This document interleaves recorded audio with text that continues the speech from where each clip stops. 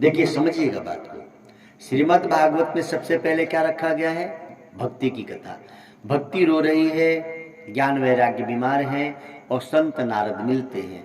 अर्थात महर्षि व्यास जी बताना चाहते हैं कि आपकी हमारी भक्ति परेशान की हुई। आप देखेंगे कलयुग में सबसे ज्यादा दुखी भक्त लोग हैं। तो भक्त दुखी क्यों है? भक्त होने के बाद यदि दुखी है तो उसके दो कारण, या तो उसका ज्ञान कमजोर है या तो वैराग्य।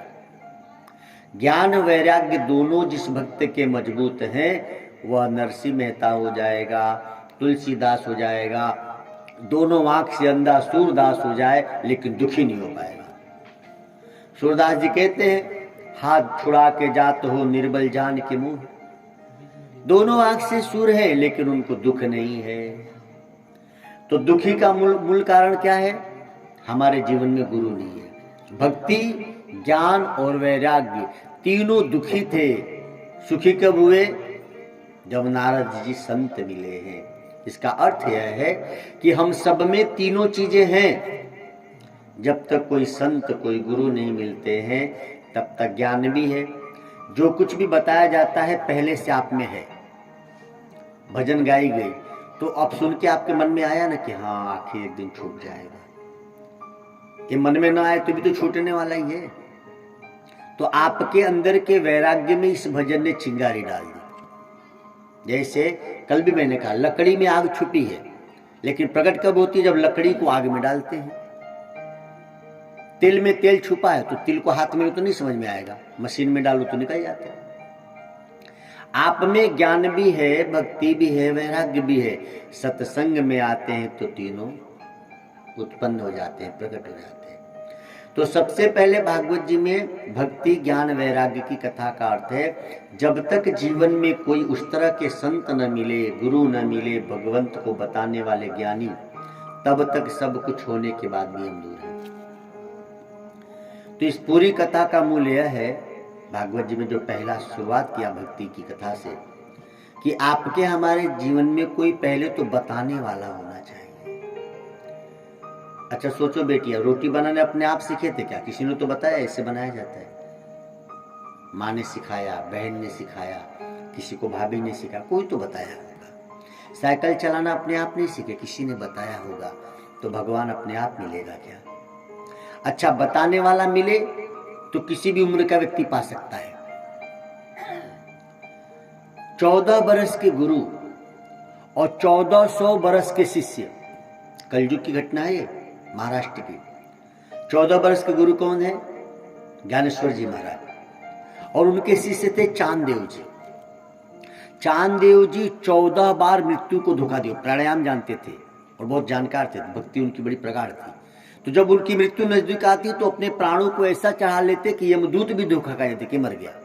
अच्छा एक बार आपकी मृत्यु का समय टल गया तो फिर उतनी उम्र बढ़ जाती है।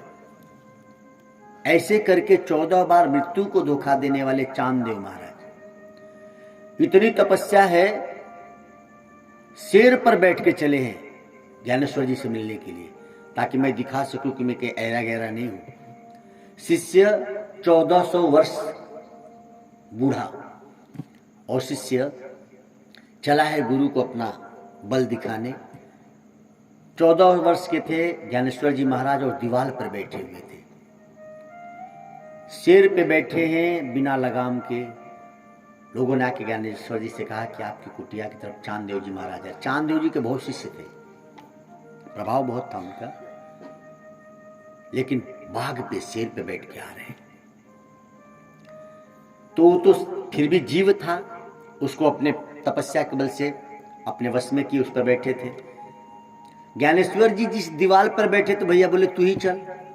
अब सोचो दीवार तो निर्जीव है और वो चल पड़े। तो गुरु यदि बताने वाला मिल जाए तो शिष्य बूढ़ा है तो भी भगवान को पा जाएगा। और यहां शिष्य 5 वर्ष का है और गुरु जी की उम्र का तो पता ही नहीं है। नारद जी की उम्र कौन गणना करे? बताने वाला मिल जाए तो उम्र का कोई माने नहीं है। 1400 वर्ष बूढ़ा गुरु को, शिष्य को 14 वर्ष का गुरु मिलता है तो मिल जाते हैं। और 5 वर्ष का शिष्य है और संत नारद मिलते हैं तो ध्रुव को भगवान मिल जाते हैं। यानी बताने वाला कोई मिल जाए तो आप किस उम्र के हैं, आपकी उम्र से कोई लेना देना नहीं है। लेकिन यदि आपके जीवन में गुरु नहीं है तो फिर आप जिंदगी भर घंटी हिलाते रहो, तिलक लगाते रहो।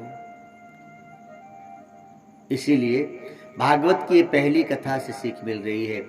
तीनों भक्ति रो रही हैं, ज्ञान वैराग्य तो मूर्छित पड़े हैं, संत मिलते हैं और नारद जी मिलते हैं।